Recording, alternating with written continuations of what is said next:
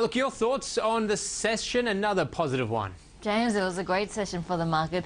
Green across the screen and an increase of 1.7% for the market.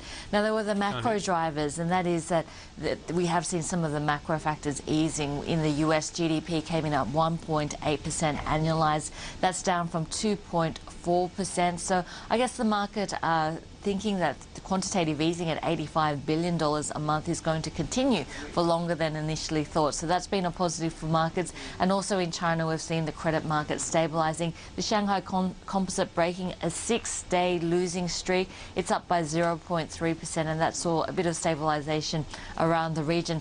And then, of course, there were the domestic factors as well. A new leader of the government, and in that, I guess, a bit of stabilisation and probably a bit of a boost to consumer confidence. So the retailers were one area that did very well on the market. Stocks like JB Hi-Fi, Myer gaining more than 5%. But it was a day where we did see every single sector trading higher. So green across the screen. The best areas, though, were mostly the defensive areas, consumer staples, utilities and telecom. So it does look like investors still fleeing towards those areas with high dividends. And the worst today was the materials, but still a gain of 0.4% there. So all in all, a great day for the market. We saw both the macro factors as well as domestic drivers being positive.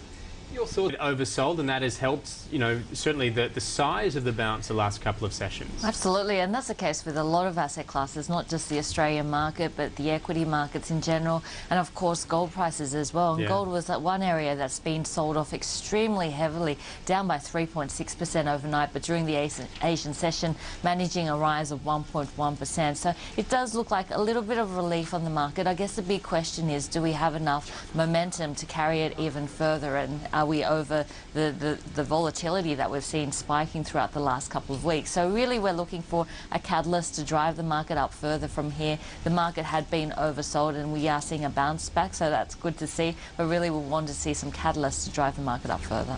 The Asian session helping some of the beaten down gold stocks, in particular Newcrest closing up about 6 1/3%. Is it a trend that you see continuing? It's hard to see a huge catalyst in this area, except for the fact that we have seen such a sharp sell-off in gold and that it is looking oversold. So it is probably due in for a bounce. We have a look at Newcrest. It's been a good day, up by 6.3%. But putting it into context, it's been a shocking year for the gold sector. The gold sector in the past 52 weeks is actually down by 60%. And there's 40 stocks which make up this sector. Not one of them has managed to finish in the black for the financial year. So every single stock there actually in the red. So it's been an extremely painful space, and of course that's as the market re-evaluates what's going to happen in terms of the US economy and quantitative easing. So gold prices finally up in Asia, up by 1.1%, but it does follow a 3.6% fall in New York overnight. And of course a big driver of this is exchange traded products, where we are seeing holdings in gold, the lowest that we've seen since May 2010. So just watching that gold space, if we have a look at a chart and just have a look at a longer term chart, this is what gold looks like on a 5-year time frame. You can see just how quickly we've fallen from around about the 1800 US an ounce level to the 1200 US an ounce level. So gold prices are seeing a little bit of support in Asia. Let's hope that continues for a few sessions, but certainly one asset that has been severely oversold. Julie, on really short notice, is there any chance you can overlay that gold price chart with the US dollar? Because clearly that's the big correlation. And if there's a widening gap, in other words, I don't think the US dollar has rebounded 60%, and yes, the gold price has fallen 60%. It may well show up that it's time for a recovery. This is going to be a bit challenging, but let me try and attempt this.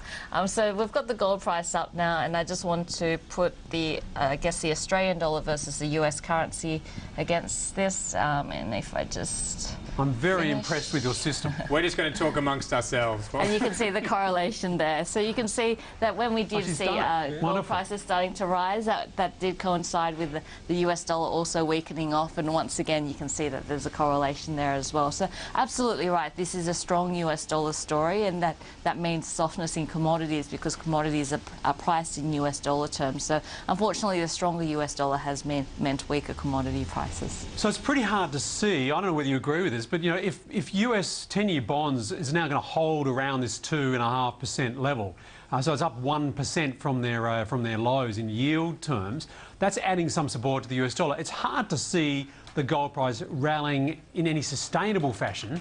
Sure, it's oversold, but it's hard to see that recovering sort of back to its former glory days. And it's a good point, Martin. Looking at the 10-year bond prices over in the US is very important because it's hard for even equity markets to rise in the face of rising financing costs and rising costs for companies. So this is an important one to be watching and probably a key headwind for markets all around the globe. The fact that we have seen cheap funding for years and years, a zero interest rate policy meant that, you know, assets like gold, it was very cheap to leverage into because there were virtually no funding costs involved. But the same goes with the equity market. Lower interest rates are usually good news for equity markets, whereas the higher ones are a key headwind for the markets. And with longer term interest rates now rising in the US, that's a key headwind for US companies because financing costs rising, it's going to be hard for the US companies to rise in the face of that unless we have a very strong US economy coming through. I won't ask you